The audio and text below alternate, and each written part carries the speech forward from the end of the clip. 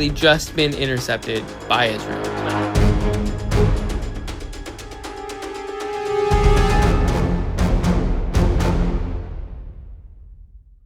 مدد کے نئے قافلے پر سمندر میں اسرائیل نے پھر سے قبضہ جما لیا ہے اور ترکی میں ادھر غزہ جنگ کے 2 سال پورے ہونے پر ایک ہسٹوریکل پروٹیسٹ ہوا ہے۔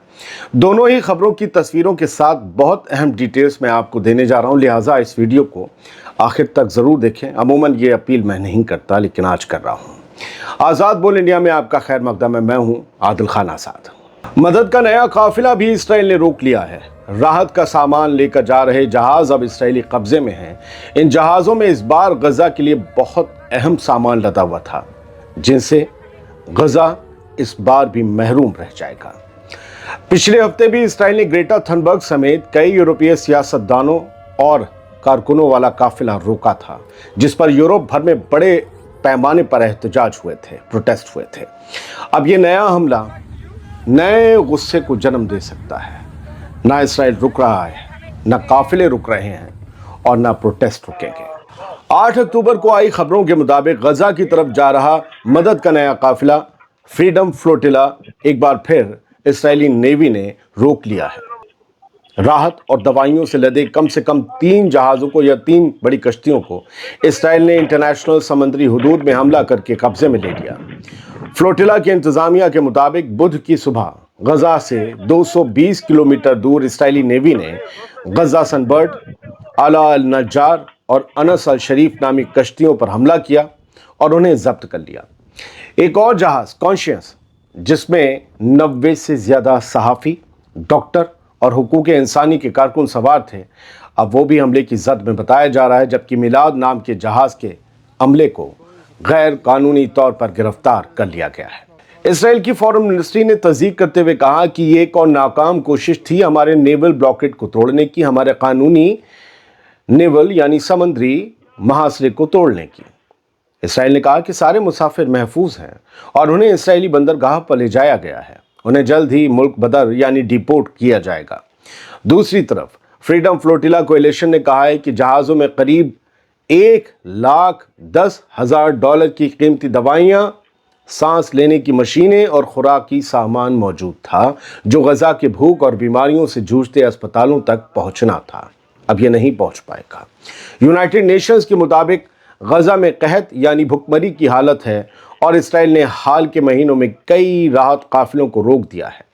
فلسطینی ریزسٹنس موومنٹ حماس نے اسرائیل کی اس تازہ کارروائی کو سمندری لوٹ مار اور پائریسی قرار دیا ہے۔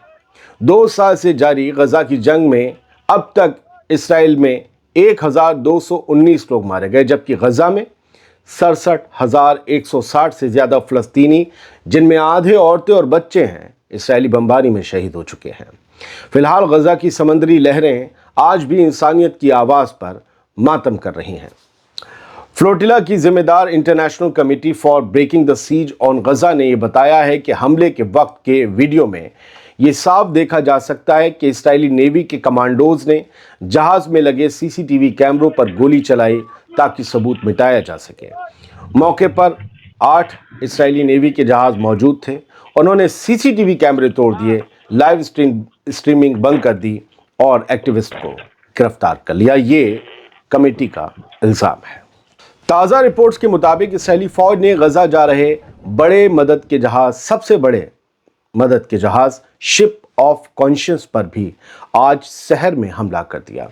یہ غزہ کی طرف جا رہے فریڈم فلوٹیلا کا حصہ تھا۔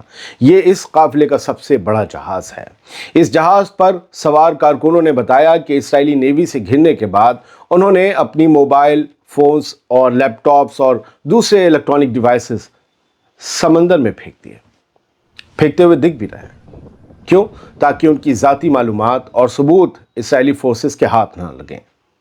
ایک کارکن نے لائیو آڈیو میں کہا، ہم اپنے ڈیوائس سمندر میں ڈال رہے ہیں، وہ ہم پر چڑھائی کر رہے ہیں، ہم نہیں چاہتے کہ ہماری کوئی ڈیٹیل ان کے ہاتھ لگے۔ سورسز کے مطابق اسرائیلی فوج اب جہاز پر موجود تمام مسافروں کو گرفتار کرنے کی کوشش کر رہی ہے۔ کنفرمیشن نہیں ہے کہ ہو چکے یا نہیں۔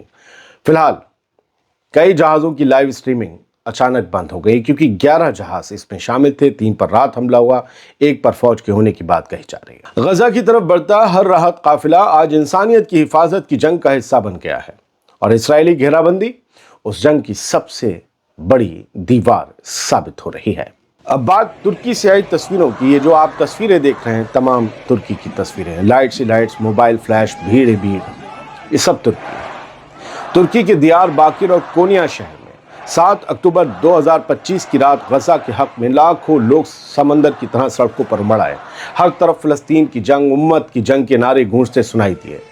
इसराइल की गजा में जारी जंग के तीसरे साल में दाखिल होने की रात तुर्की के शहर दियार बाकिर और कोनिया में गजा के साथ यकजहती यानी एकजुटता दिखाने के लिए लाखों लोगों ने सड़कों पर उतरकर एक हिस्टोरिकल मार्च निकाला। दियार बाकिर शहर में निकले इस बड़े मार्च में नौजवान, औरतें, बुजुर्ग सब शामिल थे। लोग कायापनार जिले के वर्ल्ड जंक्शन से रोबेस्की पार्क तक पैदल मार्च करते हुए पहुंचे। भीड़ के अल्लाहू अकबर, गजा हम तुम्हारे साथ हैं और इसराइल मुर्दाबाद के नारों से आसमान गूंज रहा था। ये मार्च Islamic civil society organisation of दियार बाकिर की तरफ से मुनज़्ज़म किया गया था। पार्क पहुंचने के बाद ऑर्गेनाइजर्स ने तमाम तंजीमों की तरफ से एक बयान पढ़ा। इस बयान में कहा गया, दियार बाकिर हमेशा मजलूमों के साथ रहा है और आज हम गजा के लोगों के साथ खड़े हैं। ये सिर्फ एक शहर की आवाज़ नहीं, पूरी उम्मत की आवाज़ है। इन लोगों ने अपने हाथों में फ़लस्तीनी झंडे, शहीद बच्चों की तस्वीरें और मगरबी मुल्कों की मिलीभगत की मजम्मत करने वाले बैनर उठा रखे थे। इन बैनर्स पर लिखा था, दियार बाकिर से गजा तक एक उम्मत एक जंग। कोनिया में भी हजारों लोगों ने इसी तरह इसराइली जंग के खिलाफ और गजा के आम लोगों के हक में रात भर मार्च जारी रखा। तुर्की के इन दोनों शहरों से उठी ये पुकार साफ कह रही थी, फ़लस्तीन की जंग इंसानियत की जंग है और हम इंसानियत के नाते फ़लस्तीन के हक में सड़कों पर उतरे हैं। बात सिर्फ तुर्की की नहीं है। साउथ अफ्रीका के लीडर रहे और साउथ अफ्रीका के गांधी कहलाने वाले नेल्सन मंडेला, उनके पोते पिछले फ्लोटिला में शामिल थे। वो पहले आज़ाद होकर एथेंस पहुंचे और जब वो अपने मुल्क पहुंचे तो तमाम साउथ अफ्रीकन्स बहुत बड़ी तादाद में एयरपोर्ट पर जमा हो गए और उनका इस्तकबाल करने के लिए उन्होंने अपने ही तरीके से नाच गाकर उनका जोश बढ़ाया, उनकी तारीफ़ की, उनकी हिम्मत और हौसले की दाद दी और कहा कि आपने जो किया भले आप पहुंच नहीं पाए, आपने जो किया ये तारीख़ में लिख चुका है, ये बहुत कम लोग लिख पाते हैं। ये है वो कॉन्शियस जहाज़ जो सबसे बड़ा जहाज़ है और इसके ये वो तमाम कारकुन हैं जो इस पर सवार हैं, जर्नलिस्ट हैं, डॉक्टर्स हैं। इन्होंने कुछ देर पहले ये वीडियो जारी किया है। अभी दोपहर में ही ग्लोबल स्मूथ फ्लोटिला कमेटी ने इसे शेयर किया है और ये कहा है कि इस जहाज़ पर भी इसराइल ने अटैक किया है, कि कॉन्शियस के कारकुनों पर इसराइली नेवी ने हमला किया और अब शायद उनको पकड़ लिया है। जब वो गजा के लिए एक समुद्री गलियारा खोलने के लिए इंटरनेशनल वाटर्स में मौजूद थे तब यह हमला किया गया। ये तमाम कारकुन अमेरिका और टर्टल आइलैंड के हैं। ये बेड़ा इंटरनेशनल कानून के मुताबिक इसराइली जो हुकूक वाला इलाका है समंदर में, उससे बाहर जा रहा था। हम अमेरिकी हुकूमत और आवाम से इस क्राइम की मजम्मत करने और सभी इन लोगों को जो हॉस्टेज बनाया गया, जो इसराइल उठाकर डिटेन करके ले गई है इसराइली नेवी, उन लोगों की फ़ौरन रिहाई की मांग करते हैं और ये मांग करते हैं कि गजा का मुहासरा ख़त्म किया जाए, उसकी नाकेबंदी ख़त्म की जाए और हम लोगों को वहाँ तक मदद का सामान ले जाने दिया जाए। तो ये वो लोग हैं और इन्हीं में एक शख्स और है, मैं आपको दिखा दूँ। ये भी इस ताज़ा काफ़िले का हिस्सा था और ये कह रहे हैं, we will return again and again, हम बार बार आएंगे गजा, हम बार बार आएंगे जब तक ये नस्ल कुशी ख़त्म नहीं होती, जब तक गजा के ऊपर से मुहासरा उठा नहीं लिया जाता, ये नाकेबंदी ख़त्म नहीं होती, हम आते रहेंगे।